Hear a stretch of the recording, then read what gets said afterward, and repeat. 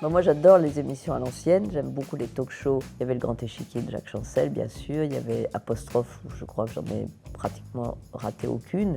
C'était des grands moments. J'aime beaucoup, moi, GMG Casio parce que je trouve que ça fait un peu nom de voiture, de moto. JMG Le Clésio a une œuvre depuis ses tout premiers livres comme Le Procès-Verbal jusqu'à la fin, extrêmement diverse. On part du nouveau roman pour arriver à des choses plus surnaturelles, plus oniriques. Mais vous savez qu'il y a beaucoup de critiques littéraires français qui vous classent plus ou moins parmi les mystiques en disant Le Clésio, finalement, c'est un mystique. Je ne sais pas ce que ça veut dire vraiment mystique. Je crois qu'on ne peut pas être écrivain si on n'est pas contemplatif. Oui. Un écrivain homme d'action, c'est assez difficile. Il y a ça serait assez paradoxal. Ah, Malraux, quand même, a été quand même homme d'action. Pas au moment où il écrivait, alors. Moi, ce qui me touche chez un romancier, généralement, c'est son écriture, c'est son style. Alors, je ne sais pas comment définir le style de Le Clésio, parce qu'encore une fois, il a changé. Mais c'est une langue riche, c'est une langue travaillée, c'est une langue un peu sophistiquée, très évocatrice. Et tout ça, évidemment, m'a toujours nourri.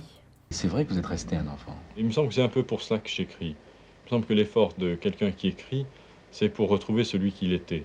Retrouver des signes de l'époque où il a commencé à connaître le monde, où il a commencé à vivre vraiment, et où il a peut-être les moments où il a le plus vécu, avec le plus d'intensité. Je l'ai rencontré, ce personnage très poli, très gentil, très doux.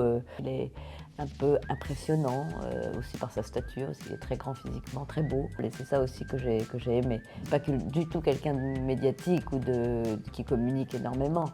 Il est plutôt rare, notamment à la télévision. J'ai l'impression qu'aujourd'hui, parce que je sais que vous craignez beaucoup les caméras, que vous faites un petit peu un effort pour voir du monde.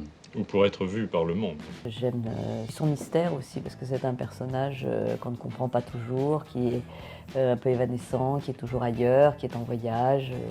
Pour une précédente émission qui s'appelait Ouvrez les guillemets, je vous avais demandé un petit film.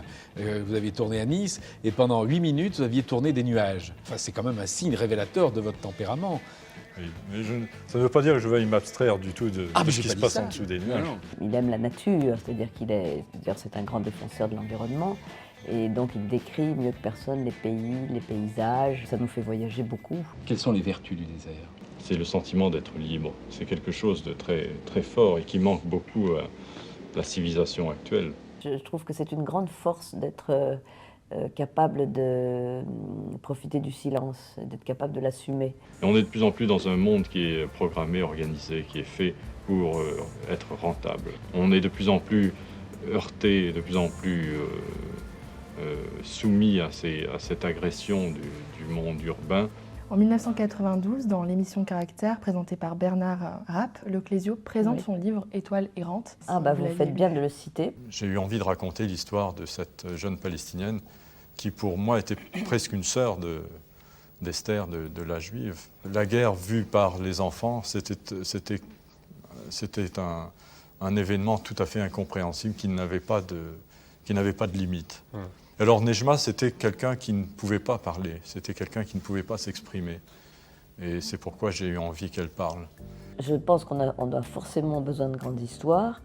Et d'ailleurs, ce qui reste, évidemment, c'est les auteurs qui s'appuient sur des personnages mythiques. Peut-être aujourd'hui en manquons-nous. Traditionnellement, le mythe, c'est le commencement de la colère ou le commencement de l'amour ou de l'émerveillement. Ce passage de la guerre, pour moi, c'est un petit peu le passage d'un cauchemar au milieu de cette réalité qui est au fond la chimère.